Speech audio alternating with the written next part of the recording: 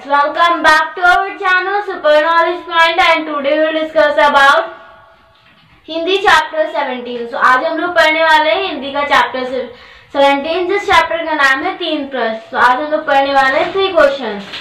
ये चैप्टर का नेम है, हम लोग 3 क्वेश्चन असल में नहीं डिस्कस करने वाले हैं, हम 3 प्रश्न एक चैप्टर है उसे डिस्कस करने वाले हैं। So guys, don't waste your time, let's begin with the video. इस वीडियो को स्टार्ट करने से पहले आप इस वीडियो को like and subscribe this channel and hit the bell icon, get you all notification for our videos and guys also share this video to your friend. So guys, now we will start our lecture, so let's begin. So now we will discuss about Hindi. तो आज हम लोग हिंदी का chapter 17 पढ़ने वाले हैं 3 प्रश्न। तो 3 प्रश्न में था क्या कि जो हमारे एक राजा थे, उन्हें उनके दिमाग में 3 प्रश्न आए। उन्होंने कहा किस काम करने के लिए कौन समय जरूरी होना चाहिए, और उनके ऐसे कुछ 3 प्रश्न थे। तो अभी हम लोग देख लेते हैं कि उनके ऐसे कौन से 3 प्रश्न थे। तो मतलब कि उन्हें ऐसा लगता था कि जो उनके 3 प्रश्न थे बहुत समय पहले। तो अभी हम लोग पूरा चैप्टर स्टार्ट करने से पहले हम लोग पूरा चैप्टर स्टार्ट करने से पहले थोड़ा रिवीजन कर लेते हैं।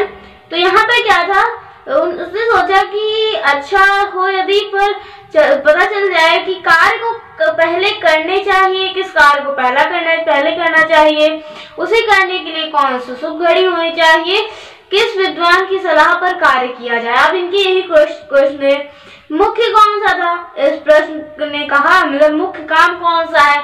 इसमें ये इन सब चीजों के आंसर्स नहीं मिल पाए।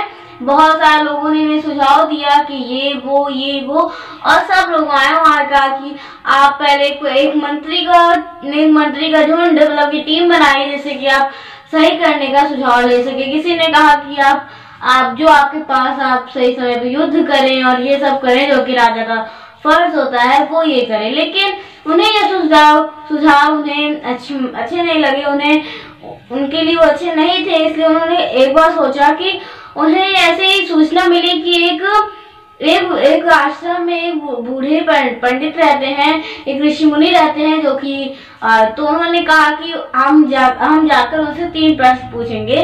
तो वो क्या किए, मतलब कि वो अपने साधारण वेशभूषा में आने के बाद वो वहां पर गए। वो मतलब कि उनके कुटी के पास गए। हिंदी में उसे कुटी बोला जाता है, जो हमारा घर होता है, मतलब कि उनका आश्रम था उसे हम लोग कुटी बोलते हैं। जब वो वहां पे गए तो वो अपने पूरे सेना के साथ गए थे। तो सेना को उन्होंने रास्ते में खड़ा करवा दिया और वो उनके आश्रम तक पैदल चली गए।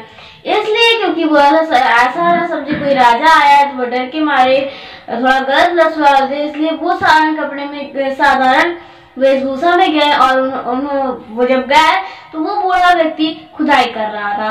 अब उन्होंने उनसे पूछा, उन्होंने कहा कि अब जैसे जो लोग पहले जाते हैं भाई, उन्होंने कहा आश्रम पहुंच गया। राजा ने देखा कि राजा भी खुदाई कर रहा था। राजा ने उसे प्रणाम किया। उस वृद्ध ने प्रणाम का उत्तर दिया, अपने काम में लग गया। मतलब उसे उत्तर पहले दे दिया, फिर वो क्या किया, दोबारा फिर अपने काम में लग गया। खुदाई को करते थक गया। तो राजा ने कहा कि आप मुझे ला दीजिए, मैं कर देता हूँ। तो फिर उन्होंने उसे दे दिया। फिर उन्होंने उसे खुदाई करते उसने फिर वही बात कहा। तो फिर उसने फिर उत्तर नहीं दिया। तो फिर कुछ रात होने के बाद वहां पर एक सैनिक आया, जिससे उसकी लड़ाई थी। मतलब कि जो थे वो राजा थे, उनकी एक किसी राज्य से उनकी लड़ाई हुई, जिसमें कि एक राजा मारा गया था। वो उसका भाई था, मतलब उसका छोटा भाई था, जो कि उससे बदला लेने के लिए आया था।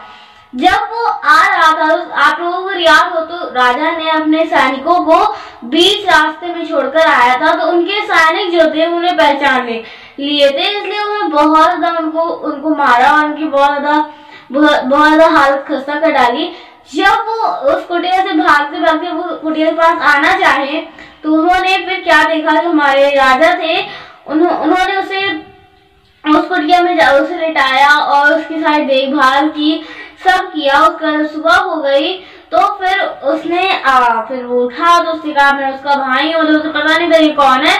तो देन उसके बाद जो हमारे ऋषि मुनि थे उन्होंने कहा कि तो उनसे फिर से उसने पूछा, राजा ने पूछा कि आप सामने में 3 प्रश्न रखना चाहता हूँ। तो उन्होंने कहा कि तुम्हें तीनों प्रश्न के उत्तर मिल तो गए हैं। किसी कार्य को करते समय कौन सा सही कार्य होना चाहिए, तुम्हें उस कार्य में जो कार्य उस उचित लगता हो। अगर जब शाम हो गई, जब सैनिक आया तो वो उसकी मदद करने का था। ये फिर तुम्हारा कोई और टाइम होगा, जैसे कि उस समय तुम्हारा राजा के भाई से युद्ध करने का टाइम हो, तो उस समय उस बूढ़े व्यक्ति को बचाने का एक सही और एक मुख्य काम है सही समय के लिए। तो अभी ये मतलब पूरा मेन इसका बहुत ज्यादा मैंने आपको बता दिया पूरा। तो अभी हम लोग पूरे चैप्टर को रीड करने वाले हैं।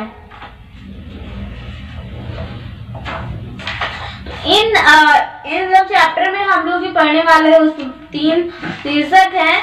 तो वो कौन कौन से हैं? तो बहुत समय पहले की बात है, एक रियासत, मतलब रियासत का मतलब होता है राज्य, कि राजा के मन में यह विचार आया कि अच्छे प्रशासन के लिए उसने सोचा कि कितना अच्छा हो यदि यह पता चल जाए कि किस कार्य को पहले करना चाहिए। उसे करने के लिए कौन सी घड़ी होनी चाहिए और किस विद्वान की सलाह पर कार्य सफल होता है। तो ऐसा विचार आते ही उसने जो राजा थे उन्होंने मुनादी करवा दी। मुनादी का मतलब कि घोषणा करवा दी कि जो उन्हें सही सलाह देगा वो उन्हें क्या करेंगे, उन्हें मतलब कि जो होता है पुरस्कृत करेंगे और वह सम्मानित किया जाएगा। कई विद्वानों ने राजा के दरबार में आकर अलग अलग सुझाव रखे। कोई कहता कि जिस समय कार्य अधिक मुख्य लगे उसे पहले करना चाहिए।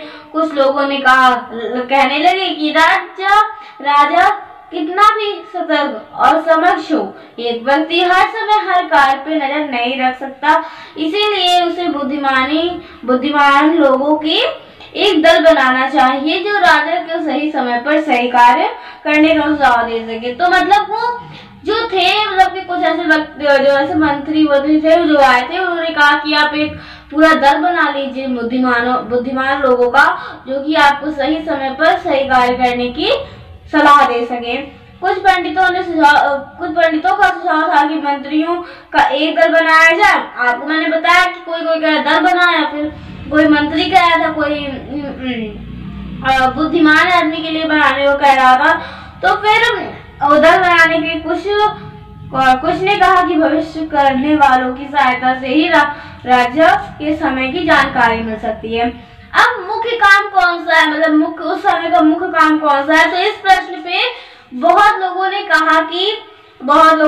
क्या क्या कहा इस प्रश्न पर। किसी ने कहा कि विज्ञान मुख्य है, तो किसी ने युद्ध और अन्य की भक्ति को प्राथमिकता दी।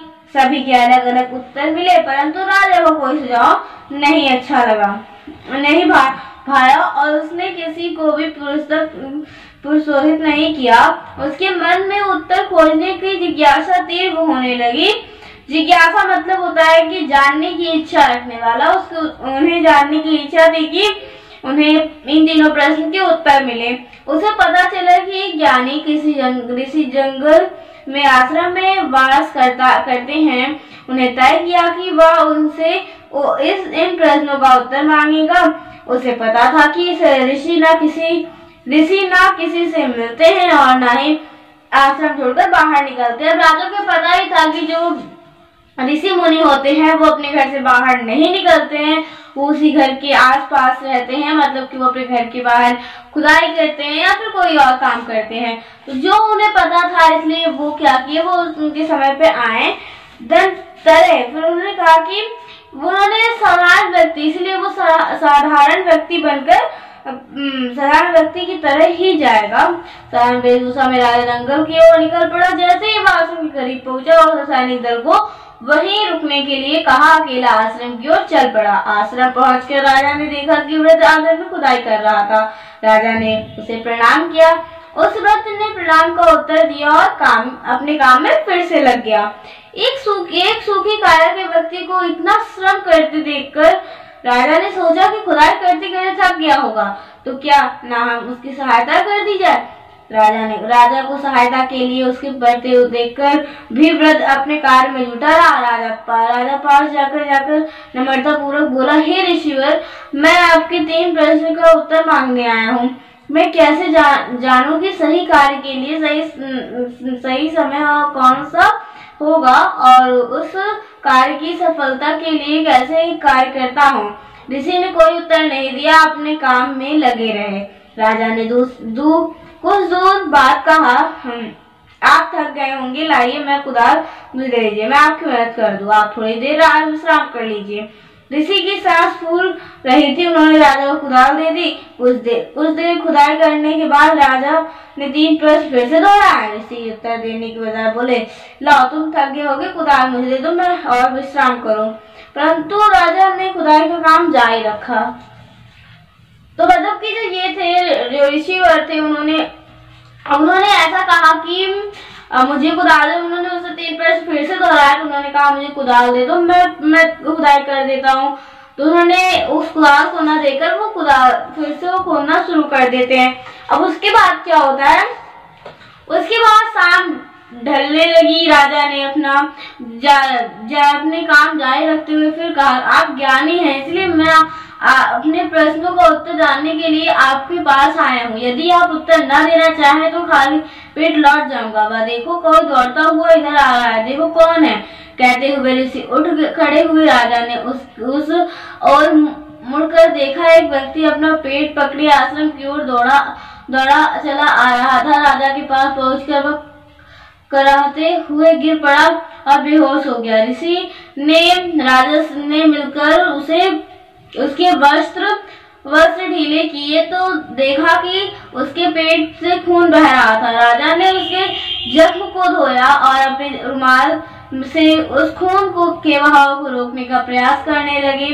जैसे ही रुमाल खून से लथपथ हो जाती, उसे पानी में धोकर पेट के जख्म पर रख देता। ऐसा उसने कई बार किया था। खून का रिसाव बंद हो गया। राजा ने उस व्यक्ति के चेहरे पर पानी की छींटे मारे और घूंट पानी पिलाया। अंधेरा छा गया। राजा ने घायल व्यक्ति की धीमे स्वर में वह घायल व्यक्ति कह रहा था, मुझे क्षमा कर दो, मैं तुम्हें जानता भी नहीं, तो फिर तुम क्षमा किस बात की है।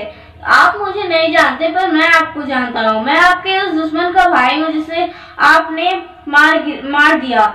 उसकी सारी संपत्ति छीन ली। मैंने प्रण लिया था कि मैं आपको मारकर बदला लूंगा। इसी रास्ते मैं आश्रम की ओर आ रहा था। रास्ते में आपके सिपाहियों ने मुझे पहचान लिया और मुझ पर आक्रमण कर दिया। किसी तरह जान बचाकर भाग आया। यदि मेरा उपचार न किया होता तो मैं मर गया होता। इस जीवन दान के लिए आपका ऋणी हूँ मैं। मतलब कि अगर वो उन्हें न बचाती तो फिर उन्हें मरने से कोई नहीं रोक सकता। इसलिए उन्होंने कहा कि हम आपके ऋणी हैं। तो उन्होंने कहा कि राजा प्रसन्न हुआ कि उसके एक दुश्मन से आज सुलह हो गई।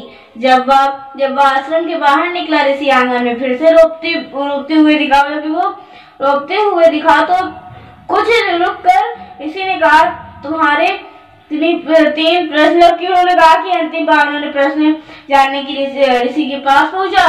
तो उन्होंने कहा, तुम्हें उन 3 प्रश्न के उत्तर मिल चुके हैं। क्या मतलब?